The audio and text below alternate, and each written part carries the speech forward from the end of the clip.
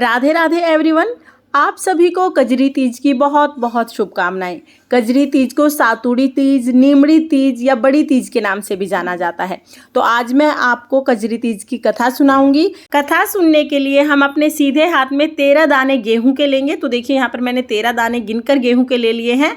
अब हम कजरी तीज की कथा शुरू करेंगे। एक बार एक गाँव में एक ब्राह्मण रहता था। ब्राह्मण बहुत ही गरीब था, जैसे तैसे करके उसका गुजारा चलता था। एक दिन ब्राह्मण की पत्नी ने कजरी तीज व्रत करने का संकल्प लिया। ब्राह्मण की पत्नी ने कजरी तीज से एक दिन पहले ब्राह्मण से सत्तू लाने के लिए कहा। ब्राह्मण ने कहा कि मैं तो बहुत गरीब हूँ, मैं सत्तू कहाँ से लेके आऊँगा। तब ब्राह्मणी ने कहा कि मुझे नहीं पता, मुझे कजरी तीज का व्रत करना है, जिसके लिए मुझे सत्तू चाहिए ही चाहिए। अब शाम का समय था, रात हो गई थी। ब्राह्मण साहूकार की दुकान पर गया। ब्राह्मण ने देखा कि साहूकार की दुकान पर कोई नहीं है। जो नौकर है वो सोया हुआ है और दुकान का दरवाजा खुला हुआ है। साहूकार दुकान के अंदर गया। उसने 1.25 किलो सत्तू तोला, शक्कर ली, घी लिया और उसके बाद वो चलने लगा। जैसे ही साहूकार चलने लगा तो नौकर की आंखें खुल गई। नौकर ने साहूकार को पकड़ लिया और चोर चोर कहकर चिल्लाने लगा। सभी लोग वहाँ पर इकट्ठा हो गए। साहूकार भी आ गया। साहूकार ने देखा कि ब्राह्मण ने दुकान से कुछ सामान चोरी किया है। जब साहूकार उसको चोर कहने लगा तब ब्राह्मण ने कहा कि मैं चोर नहीं हूँ, मेरी पत्नी कजरी तीज का व्रत करेगी कल, इसलिए मैंने सत्तू लिया है। सत्तू के सिवा मैंने कुछ भी नहीं लिया है। अब साहूकार ने ब्राह्मण की तलाशी ली तो साहूकार के पास सत्तू के सिवा कुछ भी नहीं मिला। ब्राह्मण ने तो सिर्फ सत्तू बनाने के लिए 1.25 किलो चने का आटा लिया था, शक्कर ली थी और थोड़ा घी लिया था। अब साहूकार को यकीन हो गया कि ब्राह्मण चोर नहीं है, सिर्फ कजरी तीज के व्रत के प्रसाद के लिए सत्तू लेने आया है।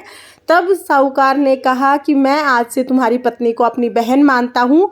और साहूकार ने ब्राह्मण को बहुत सारे कपड़े, गहने, सत्तू और राशन देकर विदा किया। ब्राह्मण सत्तू लेकर घर आया और साथ में साहूकार भी आया। साहूकार ने ब्राह्मण की पत्नी को अपनी धर्म बहन बनाया और बहुत सारा धन दौलत दिया।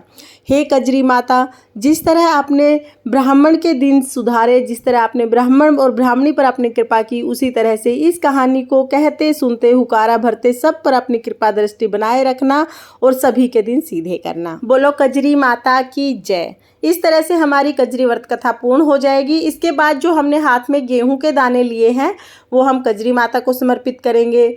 जो हमने तलई बनाई है उसे समर्पित करेंगे और जो दाने बच जाएंगे वो हम जो जल का लोटा है उसमें डाल देंगे। इसके बाद जब रात को चंद्रमा निकलेंगे तब इसी लोटे से हमें चंद्रमा को अर्घ देना है। यानी जो ये हमने जल लिया है इसी जल से हम चंद्रमा को अर्घ देंगे और उसके बाद फिर अपना व्रत पूर्ण करेंगे, यानी व्रत खोलेंगे। उसके बाद फ्रेंड्स, ये थी कजरी तीज की व्रत कथा। अगर आपको कथा पसंद आई हो तो वीडियो को लाइक करना और हिंदू धर्म के सभी तीज त्योहारों की संपूर्ण जानकारी के लिए मेरे चैनल को सब्सक्राइब कर लेना।